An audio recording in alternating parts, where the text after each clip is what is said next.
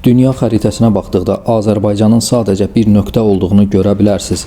Amma bu nöqtə bugün qlobal güclərin minillik imperiya iddialarının və müasir texnologiya savaşlarının kəsişmə nöqtəsidir. Bir tərəfdə ortaq din, mədəniyyət və tariximizin qırılmaz tellərlə bağlı olduğu, milyonlarla soydaşımızın yaşadığı cənub qonşumuz İran, digər tərəfdə çətin anlarımızda yanımızda olan texnoloji və hərbi müttəfiqimiz İsrail. Sosial şəbəkələrdə, televiziya ekranlarında və gündəlik söhbətlərdə hər kəs eyni sualı verir. Biz kimin tərəfində olmalıyıq? Bu, sadəcə bir tərəf seçmək məsələsidirmi, yoxsa özümüz olmaq mübarizəsi? Bugün biz sadəcə tərəf seçməkdən yox, tarixin tozlu səhifələrindən gələn səhvlərdən, milli kimliyin gücündən və Azərbaycanın sağ qalma formulundan danışacağıq. Gəlin 16-cı əsrə, Səfəvilər dövrünə qaydaq.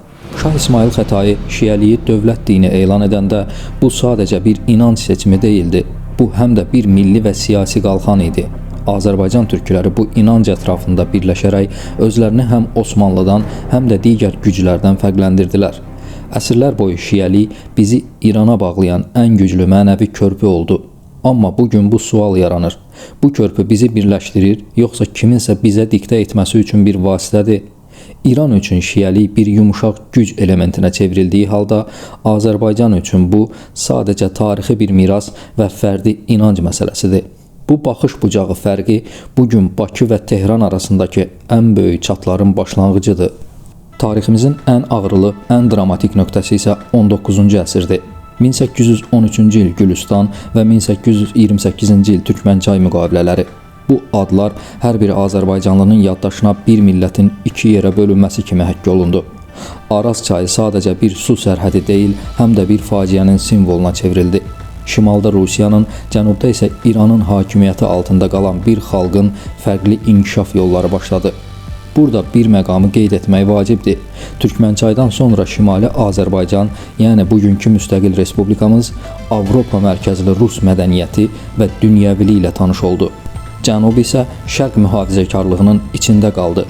Bu müqavilələr bizə bir dərsi öyrətdi. Böyük imperiyalar sövdələşəndə kiçik xalqların taleyi masada sadəcə bir rəqəmə çevrilir. İranın bugünkü siyasətində bəzən hiss olunan "siz bizim bir parçamız idiniz" alt mətni məhz bu tarixi məğlubiyyətin kompleksindən doğur. Bəli, qonşunu seçmək olmur. Biz İranla 700 kilometrdən çox sərhədi paylaşırıq. Bu həm iqtisadi fürsət, həm də daimi təhlükəsizlik qayğısı deməkdir. Tarixən biz bir-birimizə o qədər qarışmışıq ki, mətbəximizdən tutmuş musiqimizə qədər hər yerdə İran izi var. Amma qonşuluq həm də rəqabətdir. Xüsusilə Azərbaycan müstəqillik qazandıqdan sonra dünyəvi, modern və yüksələn bir Azərbaycan modeli İranın teokratik, yəni dini idarə etmə sistemi üçün bir növ təhlükəli nümunə kimi görünməyə başladı. İranla münasibətlərimiz bir tərəfdən din qardaşlığı şüarları ilə bəzədilir, digər tərəfdən isə Ermənistanla olan yaxınlıq və Zəngəzur dəhlizi kimi strateji məsələlərdə maraqlarımız toqquşur. Bu bizə göstərir ki, dövlətlərarası münasibətlərdə duyğulara və din qardaşlığına yer yoxdur. Orada yalnız və yalnız milli maraqlar var. Beləliklə, tarix bizə sübut edir ki, İranla münasibətlər nə tam qopacaq qədər uzaq, nə də tam etibar ediləcək qədər yaxın olub. Biz hər zaman bu böyük qonşunun kölgəsində öz günəşimizi axtarmışıq. İndi isə sual fərqlidir. Keçmişin bu yükü ilə gələcəyimizi necə qurmalıyıq?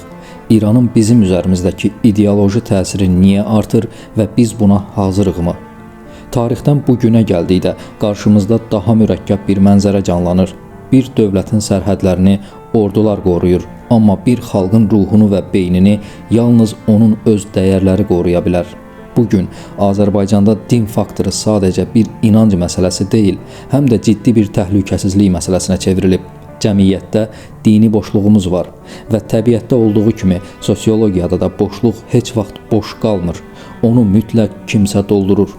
Niyə son illərdə Azərbaycanda İran mərkəzli şiəlik təbliğatı bu qədər ağır basmağa başladı? Cavab sadədir. Çünki biz öz dini kimliyimizi yerliləşdirə bilmədik. İllər boyu biz dini sadəcə yaşlıların mərasimi kimi gördük. Gənclərin mənəvi ehtiyaclarını isə görməzdən gəldik. Bu məqamda İran özünün 10 illiklərlə cilalanmış təbliğat maşınını işə saldı. Bu təbliğat sadəcə namaz qılın demir. Bu təbliğat siyasi bir paketdir. O, insanlara məzlumun tərəfində olmaq, imperializmə qarşı durmaq kimi cəlbedici şüarlar təklif edir. Amma bu şüarların alt qatında Azərbaycan dövlətçiliyinə deyil, Tehranın maraqlarına xidmət edən bir ideologiya gizlənir.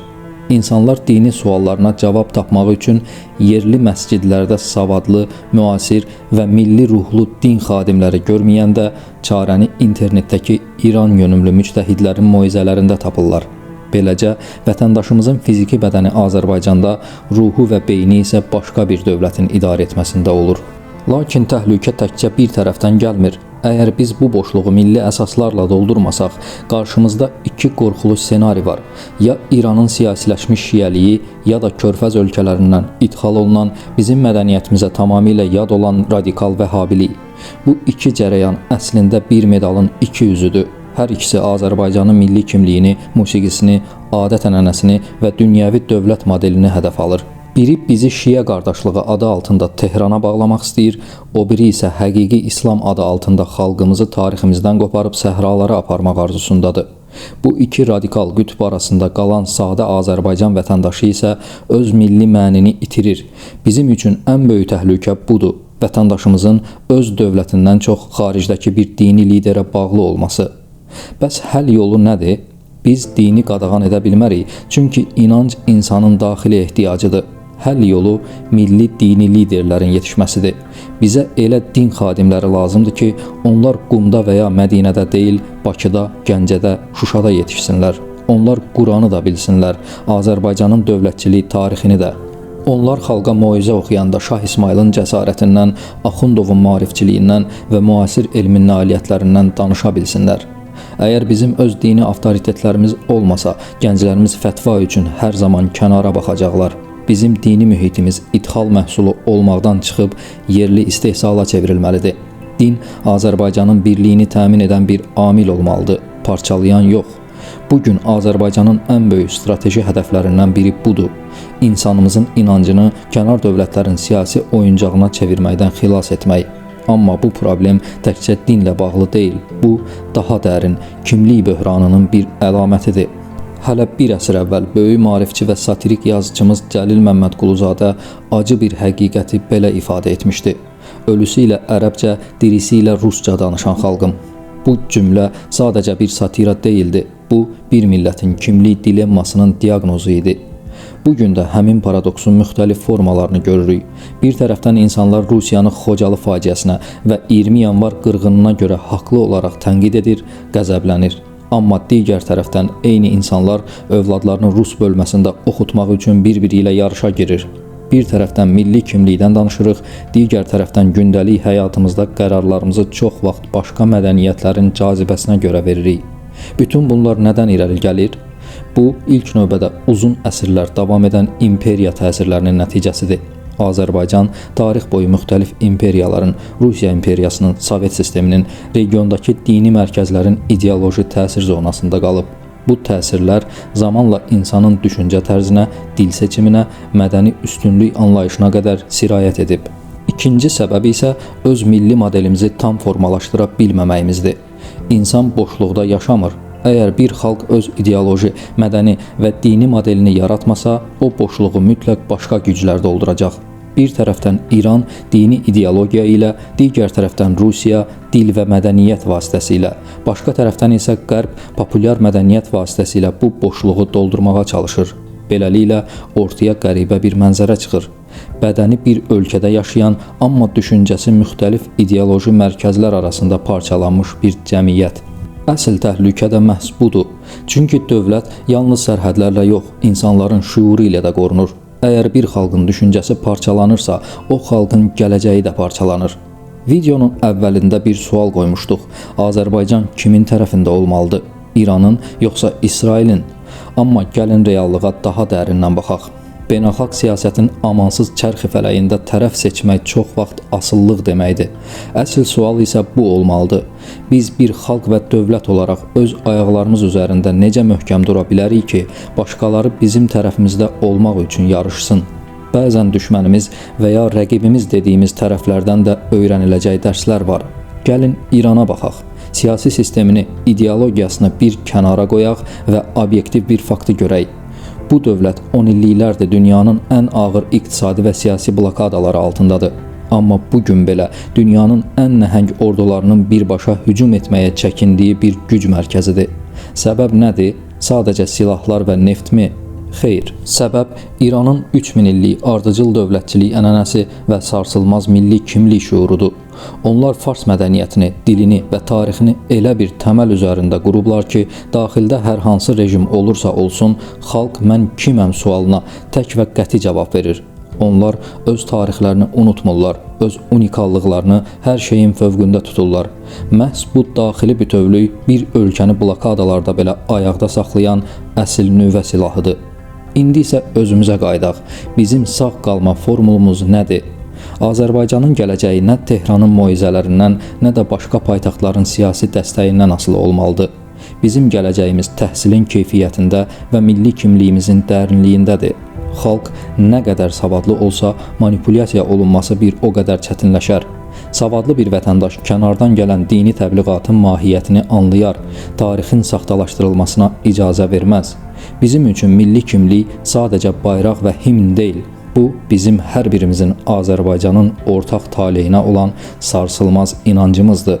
Biz öz tariximizi Atropatenadan tutmuş AXC-yə, Şah İsmayıldan tutmuş müasir müstəqilliyimizə qədər bütöv bir zəncir kimi mənimsəməliyik.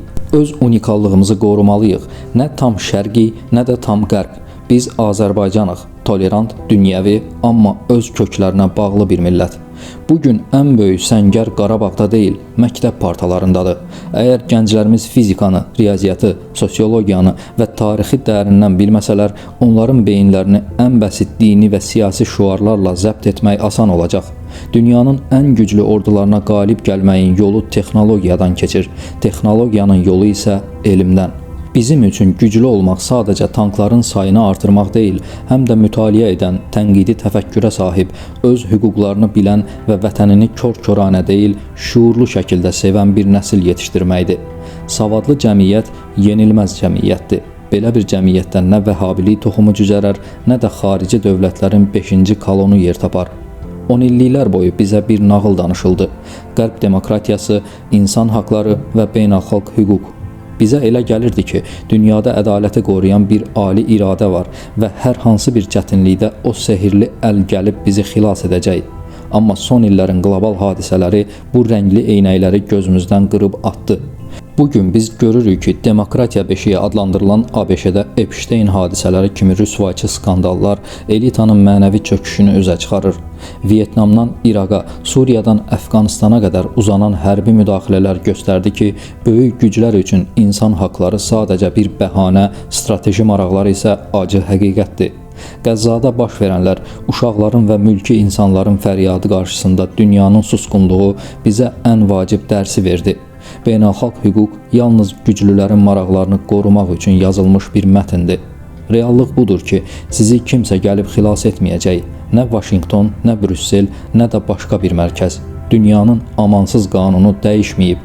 Kim güclüdürsə, o da ayaqda qalır. Kimin texnologiyası, ordusu və ən əsası daxili birliyi varsa, onunla hesablaşırlar. Bəs bu güc hardan gəlir? Gəlin tarixə baxaq. İkinci Dünya müharibəsindən sonra yerlə yeksan edilmiş Almaniyaya və atom bombası ilə külə çevrilmiş Yaponiyaya nəzər yetirək. Onların nə ordusu qalmışdı, nə də iqtisadiyyatı. Amma onların bir şeyi var idi: təhsil, mədəniyyət və sarsılmaz əzm. Almanlar Alman intizamı və mühəndislik zəkası ilə, Yaponlar isə öz milli kimliklərinə sadiq qalaraq elmi inkişafın zirvəsinə qalxmaqla dünyanı fəth etdilər. Onlar sübut etdilər ki, müharibəni meydanda uduzsalar da, sinif otaqlarında və laboratoriyalarda qalib gəlmək mümkündür. Bugün Yaponiya və Almaniya dünya nəhəngidirsə, bu hansısa xarici yardımın deyil, xalqın öz savadı və birliyi sayəsindədir. Azərbaycan üçün də tək çıxış yolu budur. Biz anlamalıyıq ki, nə İranın dini şüarları, nə də Qərbin demokratiya vədləri bizi daha firavan etməyəcək. Biz özümüzü, öz elmimizi, öz sənayemizi qurmalıyıq. Xalq olaraq bir yumruq kimi birləşməli, təhsili ən ali dəyər kimi qəbul etməliyik. Savadlı insanlardan ibarət ədalətli cəmiyyət qurmalıyıq. Çünki savadlı bir milləti nə pulla satın almaq olar, nə də saxta ideologiyalarla aldatmaq. Unutmayın, bu dünyada yalnız özünə güvənənlər qalib gəlir. Bizi xilas edəcək qəhrəman kənarda deyil. O, bizim hər birimizin içində, oxuduğumuz kitabda, qurduğumuz gələcək planlardadır. Güclü olmaq bizim seçimimiz deyil, məcburiyyətimizdir. Çünki bu coğrafiyada gücsüzlüyün bədəli çox ağırdır.